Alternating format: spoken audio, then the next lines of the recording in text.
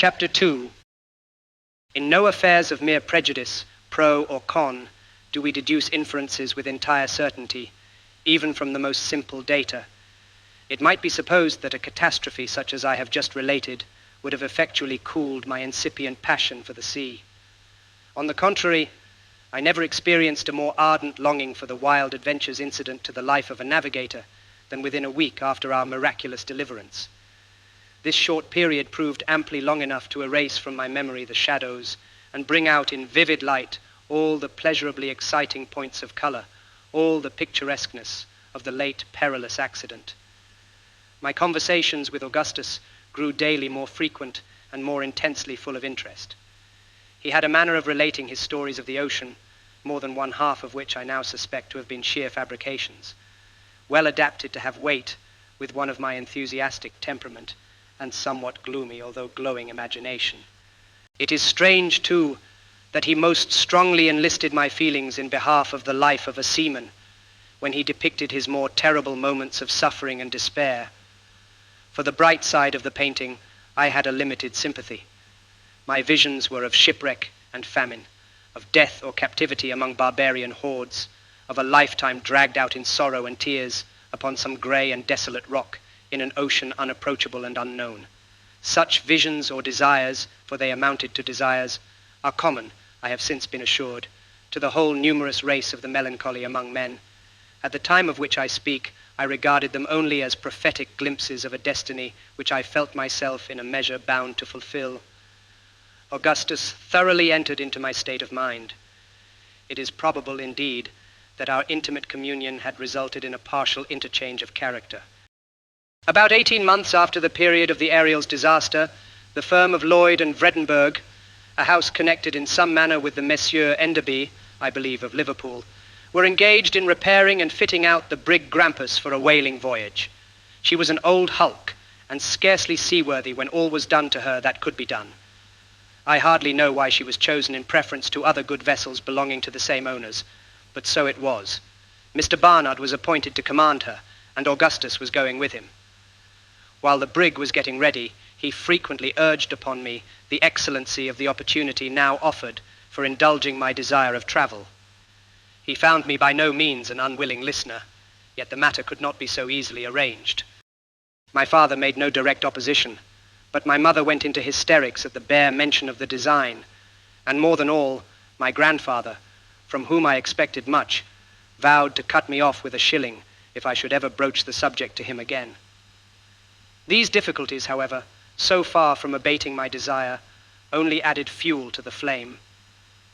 I determined to go at all hazards, and having made known my intentions to Augustus, we set about arranging a plan by which it might be accomplished.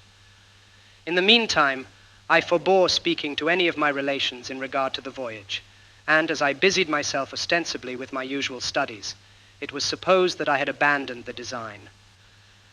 I have since frequently examined my conduct on this occasion with sentiments of displeasure as well as of surprise. The intense hypocrisy I made use of for the furtherance of my project, an hypocrisy pervading every word and action of my life for so long a period of time, could only have been rendered tolerable to myself by the wild and burning expectation with which I looked forward to the fulfillment of my long-cherished visions of travel. In pursuance of my scheme of deception, I was necessarily obliged to leave much to the management of Augustus, who was employed for the greater part of every day on board the Grampus, attending to some arrangements for his father in the cabin and cabin hold. At night, however, we were sure to have a conference and talk over our hopes. After nearly a month passed in this manner, without our hitting upon any plan we thought likely to succeed, he told me at last that he had determined upon everything necessary. I had a relation living in New Bedford, a Mr. Ross, at whose house I was in the habit of spending occasionally 2 or 3 weeks at a time. The brig was to sail about the middle of June 1827, and it was agreed that, a day or two before her putting to sea, my father was to receive a note, as usual, from Mr. Ross, asking me to come over and spend a fortnight with Robert and Emmet, his sons. Augustus charged himself with the inditing of this note and getting it delivered. Having set out as supposed for New Bedford, I was then to report myself to my companion, who would contrive a hiding place for me in the Grampus. This hiding place, he assured me, would be rendered sufficiently comfortable for a residence of many days, during which I was not to make my appearance. When the brig had proceeded so far on her course as to make any turning back a matter out of question, I should then, he said, be formally installed in all the comforts of the cabin, and as to his father, he would only laugh heartily at the joke. Vessels enough would be met with by which a letter might be sent home, explaining the adventure to my parents. The middle of June at length arrived, and everything had been matured. The note was written and delivered, and on a Monday morning I left the house for the New Bedford packet, as supposed. I went, however, straight to Augustus, who was waiting for me at the corner of a street. It had been our original plan that I should keep out of the way until dark, and then slip on board the brig. But as there was now a thick fog in our favor, it was agreed to lose no time in secreting me. Augustus led the way to the wharf, and I followed at a little distance, enveloped in a thick seaman's cloak, which he had brought with him, so that my person might not be easily recognized. Just as we turned the second corner, after passing Mr. Edmund's well, who should appear, standing right in front of me, and looking me full in the face, but old Mr. Peterson, my grandfather. "Why, bless my soul, Gordon," said he after a long pause. Why, whose dirty cloak is that you have on?" "Sir," I replied, assuming as well as I could, in the exigency of the moment, an air of offended surprise, and talking in the gruffest of all imaginable tones. "Sir, you are a summat mistaken. My name, in the first place, bean't nothing at all like Godin, and I'd want you for to know better, you blackguard, than to call my new overcoat a darty one." For my life I could hardly refrain from screaming with laughter at the odd manner in which the old gentleman received this handsome rebuke. He started back 2 or 3 steps, turned first pale and then excessively red, threw up his spectacles, then, putting them down, ran full tilt at me, with his umbrella uplifted. He stopped short, however, in his career, as if struck with a sudden recollection, and presently, turning round, hobbled off down the street, shaking all the while with rage, and muttering between his teeth, "Won't do new glasses. Thought it was Gordon. Good-for-nothing saltwater Long Tom." After this narrow escape, we proceeded with greater caution, and arrived at our point of destination in safety. There were only 1 or 2 of the hands on board, and these were busy forward, doing something to the forecastle combings. Captain Barnard, we knew very well, was engaged at Lloyd and Vredenburgh's, and would remain there until late in the evening, so we had little to apprehend on his account. Augustus went first up the vessel's side, and in a short while I followed him, without being noticed by the men at work. We proceeded at once into the cabin, and found no person there. It was fitted up in the most comfortable style, a thing somewhat unusual in a whaling vessel. There were 4 very excellent staterooms, with wide and convenient berths. There was also a large stove, I took notice, and a remarkably thick and valuable carpet covering the floor of both the cabin and staterooms. The ceiling was full 7 feet high, and in short, everything appeared of a more roomy and agreeable nature than I had anticipated. Augustus, however, would allow me but little time for observation, insisting upon the necessity of my concealing myself as soon as possible. He led the way into his own stateroom, which was on the starboard side of the brig, and next to the bulkheads. Upon entering, he closed the door and bolted it. I thought I had never seen a nicer little room than the one in which I now found myself. It was about 10 feet long, and had only 1 berth, which, as I said before, was wide and convenient. In that portion of the closet nearest the bulkheads, there was a space of 4 feet square, containing a table, a chair, and a set of hanging shelves full of books, chiefly books of voyages and travels. There were many other little comforts in the room, among which I ought not to forget a kind of safe or refrigerator, in which Augustus pointed out to me a host of delicacies, both in the eating and drinking department. He now pressed with his knuckles upon a certain spot of the carpet in one corner of the space just mentioned, letting me know that a portion of the flooring, about 16 inches square, had been neatly cut out and again adjusted. As he pressed, this portion rose up at one end sufficiently to allow the passage of his finger beneath. In this manner, he raised the mouth of the trap, to which the carpet was still fastened by tacks, and I found that it led into the after hold. He next lit a small taper by means of a phosphorus match, and placing the light in a dark lantern, descended with it through the opening, bidding me follow. I did so, and he then pulled the cover upon the hole by means of a nail driven into the underside, the carpet, of course, resuming its original position on the floor of the stateroom, and all traces of the aperture being concealed. The taper gave out so feeble a ray that it was with the greatest difficulty I could grope my way through the confused mass of lumber among which I now found myself. By degrees, however, my eyes became accustomed to the gloom, and I proceeded with less trouble, holding on to the skirts of my friend's coat. He brought me, at length, after creeping and winding through innumerable narrow passages, to an iron-bound box, such as is used sometimes for packing fine earthenware.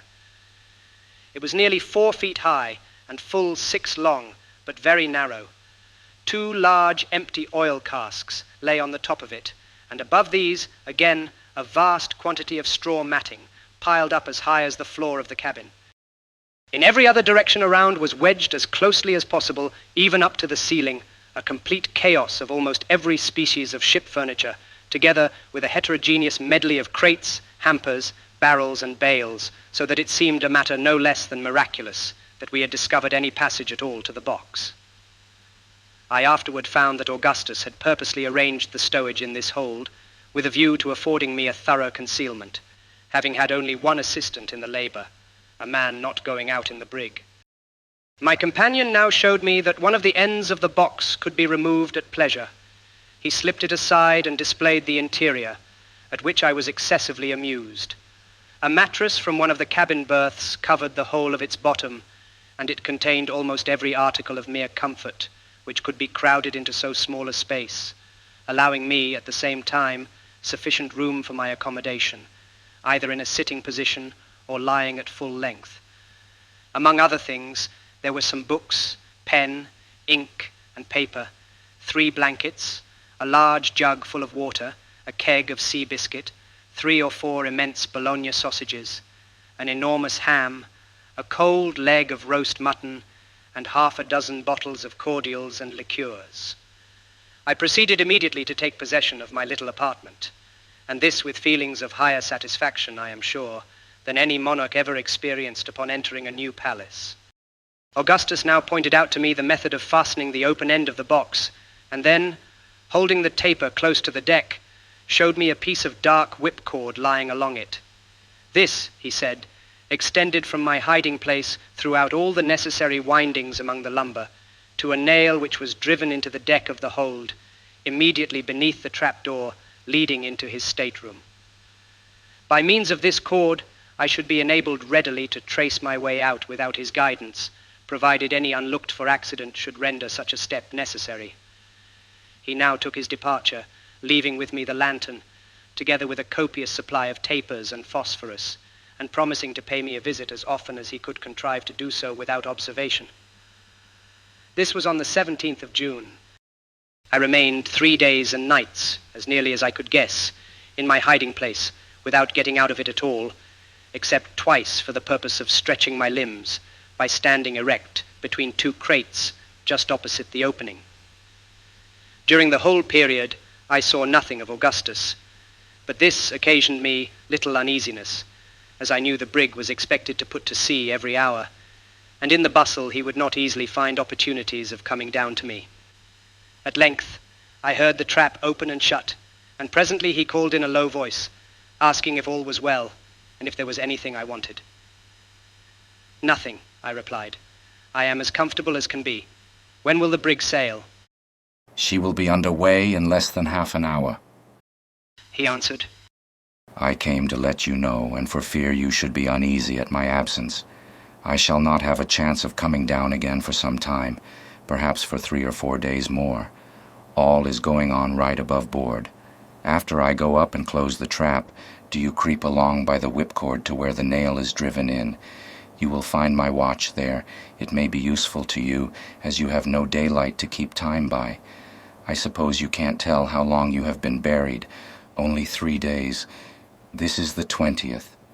I would bring the watch to your box, but am afraid of being missed." With this, he went up. In about an hour after he had gone, I distinctly felt the brig in motion, and congratulated myself upon having at length fairly commenced a voyage. Satisfied with this idea, I determined to make my mind as easy as possible, and await the course of events until I should be permitted to exchange the box for the more roomy, although hardly more comfortable accommodations of the cabin. My first care was to get the watch. Leaving the taper burning, I groped along in the dark, following the cord through windings innumerable, in some of which I discovered that, after toiling a long distance, I was brought back within a foot or two of a former position. At length I reached the nail, and securing the object of my journey, returned with it in safety. I now looked over the books which had been so thoughtfully provided, and selected the expedition of Lewis and Clark to the mouth of the Columbia. With this I amused myself for some time, when, growing sleepy, I extinguished the light with great care, and soon fell into a sound slumber. Upon awakening, I felt strangely confused in mind, and some time elapsed before I could bring to recollection all the various circumstances of my situation. By degrees, however, I remembered all. Striking a light, I looked at the watch, but it was run down, and there were, consequently, no means of determining how long I slept. My limbs were greatly cramped, and I was forced to relieve them by standing between the crates. Presently feeling an almost ravenous appetite, I bethought myself of the cold mutton, some of which I had eaten just before going to sleep, and found excellent. What was my astonishment in discovering it to be in a state of absolute putrefaction. This circumstance occasioned me great disquietude, for connecting it with the disorder of mind I experienced upon awakening, I began to suppose that I must have slept for an inordinately long period of time. The close atmosphere of the hold might have had something to do with this, and might in the end be productive of the most serious results. My head ached excessively. I fancied that I drew every breath with difficulty, and in short, I was oppressed with a multitude of gloomy feelings. Still, I could not venture to make any disturbance by opening the trap, or otherwise, and having wound up the watch, contented myself as well as possible. Throughout the whole of the next tedious 24 hours, no person came to my relief, and I could not help accusing Augustus of the grossest inattention. What alarmed me chiefly was that the water in my jug was reduced to about half a pint, and I was suffering much from thirst, having eaten freely of the Bologna sausages after the loss of my mutton. I became very uneasy, and could no longer take any interest in my books. I was overpowered, too, with a desire to sleep, yet trembled at the thought of indulging it, lest there might exist some pernicious influence, like that of burning charcoal in the confined air of the hold. In the meantime, the roll of the brig told me that we were far in the main ocean, and a dull humming sound, which reached my ears as if from an immense distance, convinced me no ordinary gale was blowing. I could not imagine a reason for the absence of Augustus. We were surely far enough advanced on our voyage to allow of my going up. Some accident might have happened to him, but I could think of none which would account for his suffering me to remain so long a prisoner, except indeed his having suddenly died or fallen overboard, and upon this idea I could not dwell with any degree of patience. It was possible that we had been baffled by head winds, and were still in the near vicinity of Nantucket. This notion, however, I was forced to abandon, for such being the case, the brig must have frequently gone about, and I was entirely satisfied from her continual inclination to the larboard that she had been sailing all along with a steady breeze on her starboard quarter. Besides, granting that we were still in the neighborhood of the island, why should not Augustus have visited me and informed me of the circumstance? Pondering in this manner upon the difficulties of my solitary and cheerless condition, I resolved to wait yet another 24 hours, when, if no relief were obtained, I would make my way to the trap, and endeavor either to hold a parley with my friend, or get at least a little fresh air through the opening, and a further supply of water from the stateroom. While occupied with this thought, however, I fell, in spite of every exertion to the contrary, into a state of profound sleep, or rather stupor. My dreams were of the most terrific description. Every species of calamity and horror befell me. Among other miseries, I was smothered to death between huge pillows, by demons of the most ghastly and ferocious aspect, Immense serpents held me in their embrace and looked earnestly in my face with their fearfully shining eyes. Then deserts, limitless, and of the most forlorn and awe-inspiring character, spread themselves out before me. Immensely tall trunks of trees, grey and leafless, rose up in endless succession as far as the eye could reach. Their roots were concealed in wide-spreading morasses, whose dreary water lay intensely black, still, and altogether terrible beneath, and the strange trees seemed endowed with a human vitality, and waving to and fro their skeleton arms, were crying to the silent waters for mercy in the shrill and piercing accents of the most acute agony and despair. The scene changed, and I stood, naked and alone, amidst the burning sand plains of Sahara. At my feet lay crouched a fierce lion of the tropics. Suddenly, his wild eyes opened and fell upon me. With a conclusive bound, he sprang to his feet and laid bare his horrible teeth. In another instant, there burst from his red throat a roar like the thunder of the firmament, and I fell impetuously to the earth. Stifling in a paroxysm of terror, I at last found myself partially awake. My dream, then, was not all a dream. Now, at least, I was in possession of my senses. The paws of some huge and real monster were pressing heavily upon my bosom. His hot breath was in my ear, and his white and ghastly fangs were gleaming upon me through the gloom.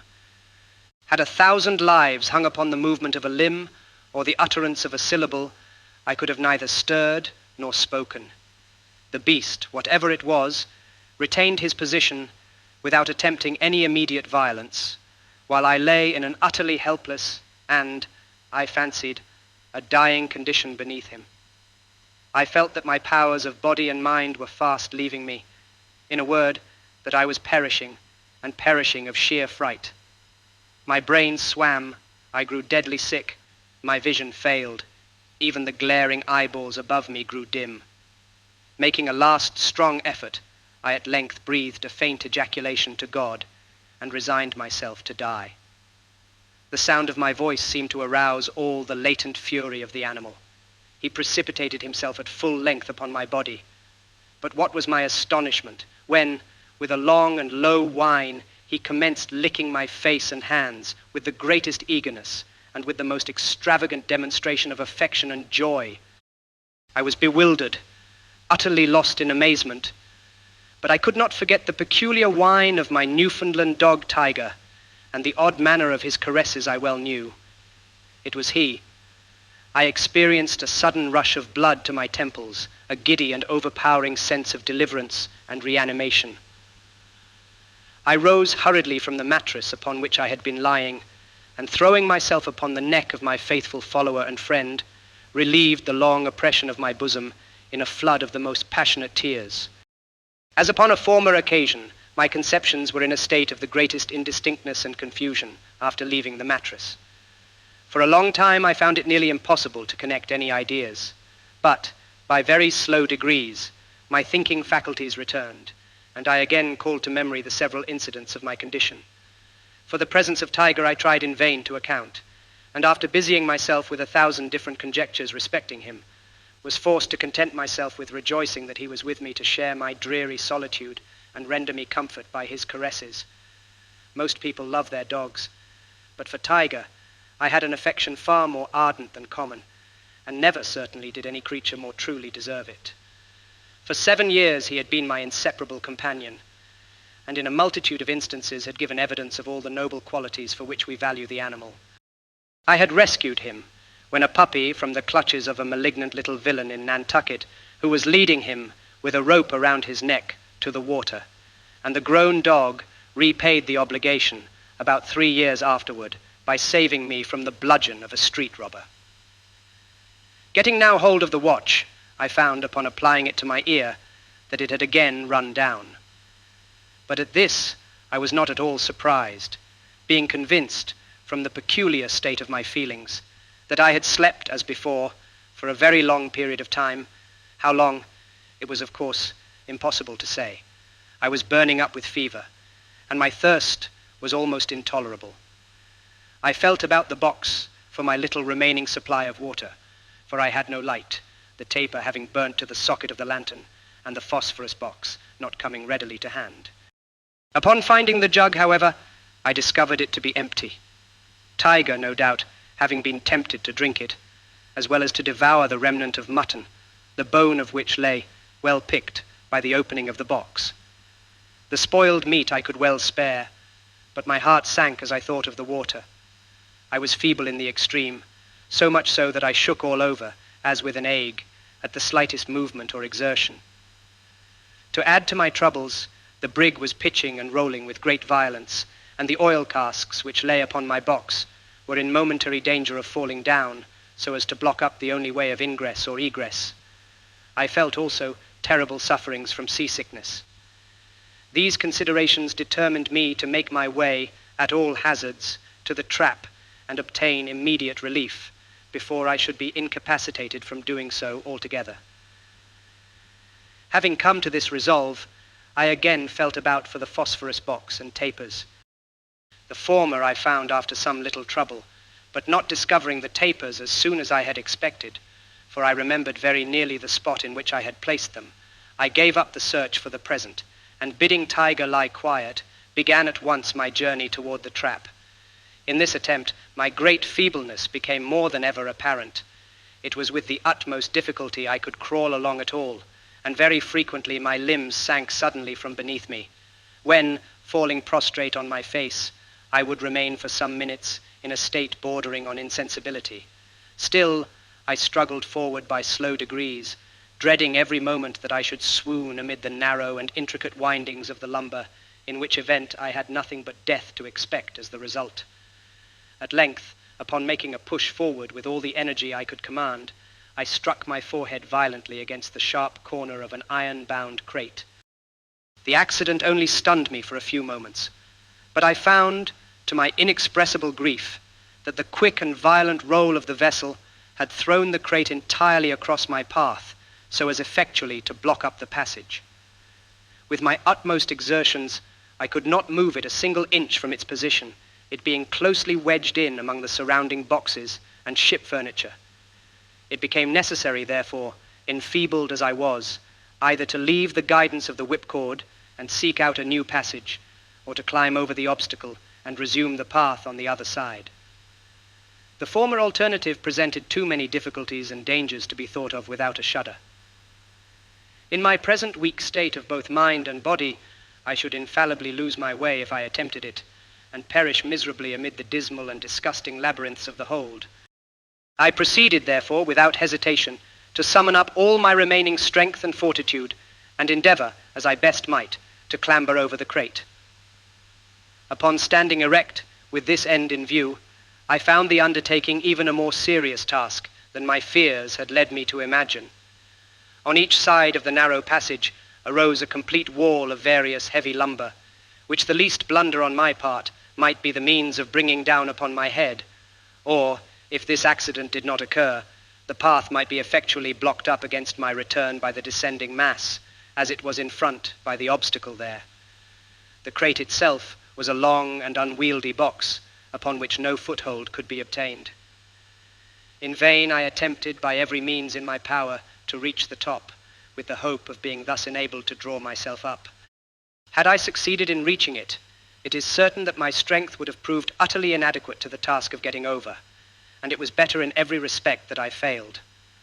At length, in a desperate effort to force the crate from its ground, I felt a strong vibration in the side next me.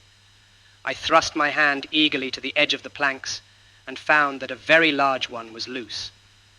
With my pocket knife, which luckily I had with me, I succeeded, after great labor, in prying it entirely off, and getting it through the aperture, discovered to my exceeding joy that there were no boards on the opposite side.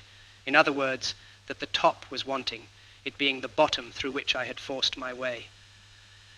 I now met with no important difficulty in proceeding along the line until I finally reached the nail.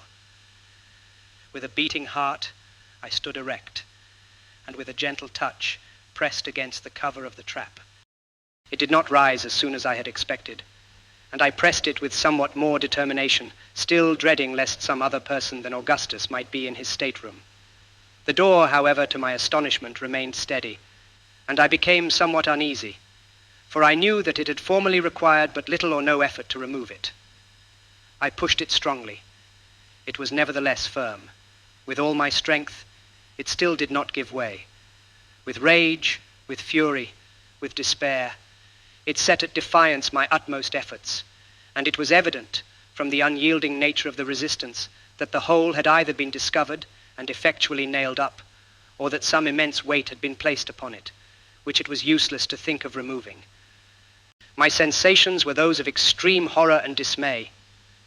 In vain I attempted to reason on the probable cause of my being thus entombed.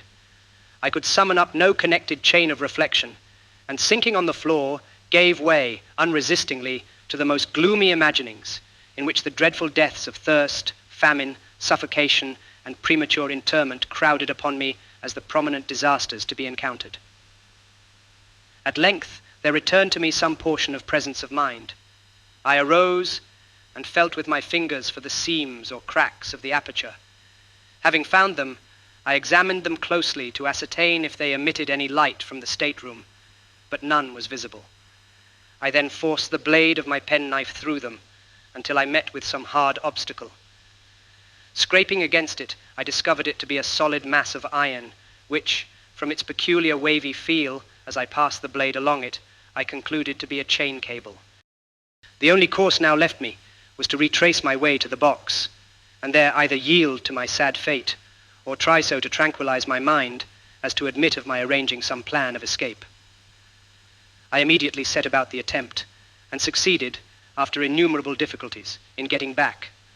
As I sank, utterly exhausted, upon the mattress, Tiger threw himself at full length by my side, and seemed as if desirous, by his caresses, of consoling me in my troubles, and urging me to bear them with fortitude. The singularity of his behavior at length forcibly arrested my attention. After licking my face and hands for some minutes, he would suddenly cease doing so, and utter a low whine. Upon reaching out my hand toward him, I then invariably found him lying on his back, with his paws uplifted. This conduct, so frequently repeated, appeared strange, and I could in no manner account for it.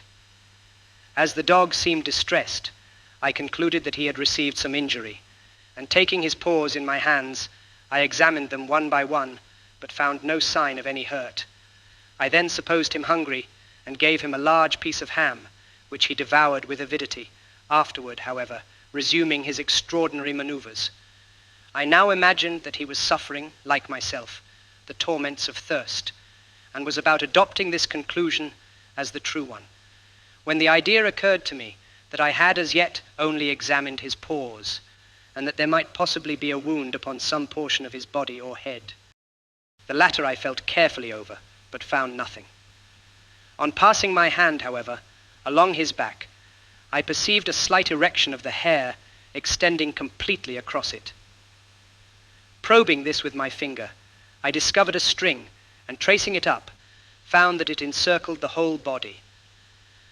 Upon a closer scrutiny, I came across a small slip of what had the feeling of letter paper, through which the string had been fastened in such a manner as to bring it immediately beneath the left shoulder of the animal.